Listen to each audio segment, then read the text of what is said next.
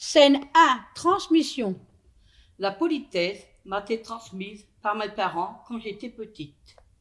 Juste à apprendre à dire s'il te plaît, merci, bonjour. C'est la base du respect, du savoir-vivre et pour moi, c'est une chose importante. On m'a transmis comment éduquer mes enfants.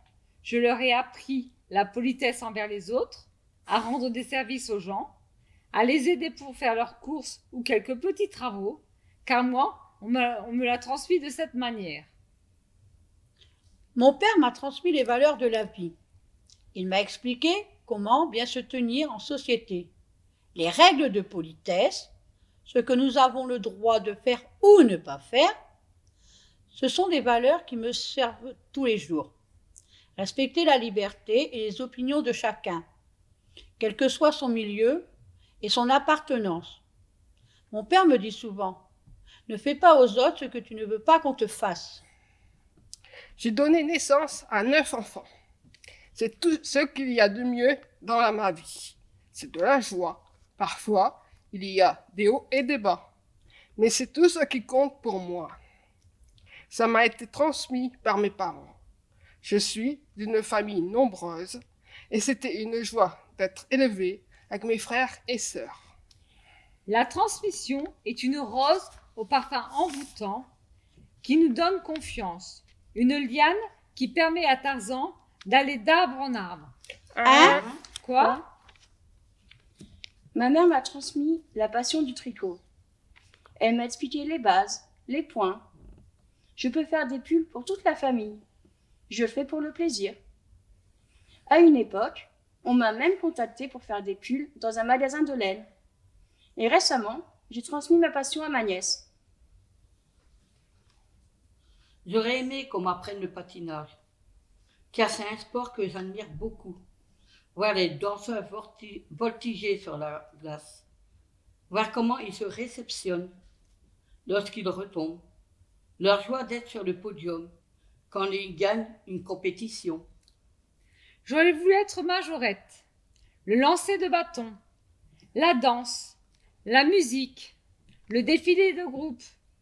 Cela m'aurait permis de m'exprimer, d'avoir plus confiance en moi. Mes parents n'ont pas voulu, car les compétitions étaient trop loin. La transmission est un pont qui nous aide à traverser l'arc-en-ciel. Un lierre qui s'élève en s'accrochant à l'espoir. Waouh! C'est beau ça. J'aimerais transmettre à mon enfant la curiosité, avoir envie d'apprendre toujours plus de choses, ne pas s'arrêter aux bases apprises à l'école, intéresser à des sujets que l'école n'enseigne pas forcément, apprendre à chercher lui-même les informations qui lui manquent. J'aimerais transmettre à tout le monde la joie de vivre, le courage et la bonne humeur. J'aime transmettre l'envie de se rendre service entre voisins. J'aimerais aussi pouvoir donner mon avis plus facilement aux autres. J'aimerais transmettre le pouvoir d'aimer, mais aussi d'accepter les différences. Ce n'est pas parce qu'on a un handicap que c'est contagieux. J'aime transmettre certaines de mes connaissances. Les recettes, les idées sur la décoration, les conseils sur les styles vestimentaires. J'aurais aimé transmettre l'honnêteté, le respect, la franchise à mon fils. Apprendre à dire à ma petite fille, la patience, le savoir-vivre, les choses à faire ou à ne pas faire selon mon vécu. J'aurais voulu transmettre la reconnaissance à mes enfants. Qu'ils reconnaissent les efforts que j'ai faits pour eux. Qu'ils apprennent eux aussi à faire des efforts afin de perpétuer à leur tour cette transmission. La transmission est une chaîne infinie et indestructible, une étoile qui brille dans la nuit et qu'on attrape à la volée. Génial! Qu'est-ce qui lui arrive? Je regrette que mes parents n'aient pas transmis la manière d'éduquer les enfants. Je sais qu'il n'y a pas de manuel type, car chaque enfant est différent. Mais j'aurais aimé qu'on me donne des conseils, surtout lorsque mon fils était bébé. Qu'on me dise pourquoi il n'arrivait pas à dormir ou pourquoi il pleurait sans raison. On ne m'a pas transmis comment vivre au quotidien. Il a fallu que je me débrouille toute seule. Comment élever mes enfants, comment faire avec eux. On ne m'a pas transmis comment vivre en adulte.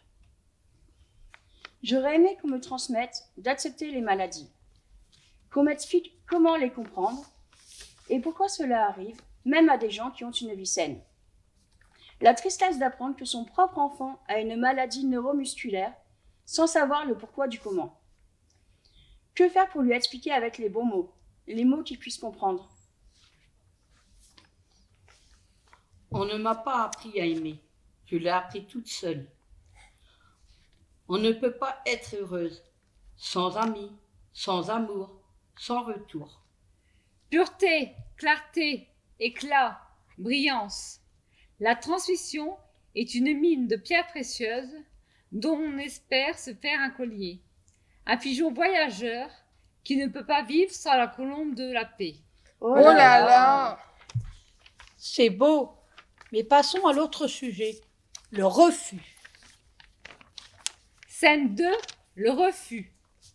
On n'a pas le droit de refuser des stages qu'on nous met dans le cadre du RSA, ni certains rendez-vous. De refuser de donner des informations importantes quand on vous les demande. De ne pas payer ses factures. De ne pas déclarer les informations administratives concernant notre changement de situation. On n'a pas le droit de refuser d'appliquer les lois qui nous permettent de vivre ensemble. Je refuse la méchanceté des gens avec qui je vis et en général la méchanceté de toute la population. Moi, la méchanceté, ça me vexe, ça me blesse, mais ça reste à l'intérieur. Et je n'arrive pas à dire non. Je refuse la méchanceté verbale et gratuite. Les mots font plus mal que les coups. Je refuse aussi la méchanceté des enfants entre eux, l'égoïsme, la violence, le terrorisme. Et puis maintenant, surtout, je refuse de souffrir et de me laisser faire comme avant. J'ai appris à dire non aux personnes qui profitent de moi. Quand j'ose dire non, je suis un volcan en éruption. Je refuse qu'on m'interrompe lors d'une conversation. Je refuse la domination, l'insolence, le manque de respect, l'ingratitude. Je refuse même de pardonner dans certaines circonstances. Quand j'ose dire non, je suis une panthère noire qui fonce et qui rugit. Je refuse de me dire que ma vie restera figée, comme elle est. Je pense qu'en cherchant des solutions aux problèmes et en se faisant aider, on peut changer sa vie. À 18 ans, quand je suis partie de chez mon père et que je vivais dehors, je pensais que ma vie resterait comme ça, que je n'arriverais pas à m'en sortir. Maintenant, j'ai un toit sur la tête, un fils en or. Les choses peuvent évoluer si on s'en donne les moyens. Quand j'ose dire non, je suis l'encre rouge qui corrige les mensonges et les fausses vérités. Mais quand je dis non à un enfant, je me sens comme un cactus qui le pique. Je ne sais pas dire non à mon fils. Lorsqu'on est seul à élever un enfant, on cherche à le protéger. Alors, on le laisse faire ce qu'il veut. Et plus ça va, plus on a du mal à lui refuser. J'ai réussi à dire non à mon fils. Mais avec ma petite fille, je n'y arrive pas. Moi, je n'arrive pas à refuser. Tout ce qui est solidarité, aide ou entraide. Je ne sais pas refuser de rendre service à ceux qui sont dans le besoin ou la difficulté. Quand on me demande de l'aide pour aller à un rendez-vous ou faire des courses, même si je ne suis pas très en forme, j'accepte toujours. Je fais tout pour aider. Moi, quand on me dit non, je deviens une plante carnivore. On m'a refusé le droit de m'exprimer. On nous refuse même le droit de dire ce qu'on pense. On a refusé de m'expliquer les circonstances de l'accident de mon frère. C'est difficile pour moi de tourner la page, quand je ne sais rien de l'enquête ni des raisons pour lesquelles il n'a pas pu réagir. J'ai besoin de ces réponses pour m'avancer. On m'a refusé l'amour de ma mère en m'éloignant. Quand on me dit non, je deviens une souris qui va se cacher dans son trou. On me refuse l'amour. On me refuse d'être aimé pour ce que je suis, et non pour ce qu'on voudrait que je sois, pour ce que je peux rapporter. Quand on me dit non, je suis un feu qui s'éteint. Je deviens triste, comme un seul pleureur.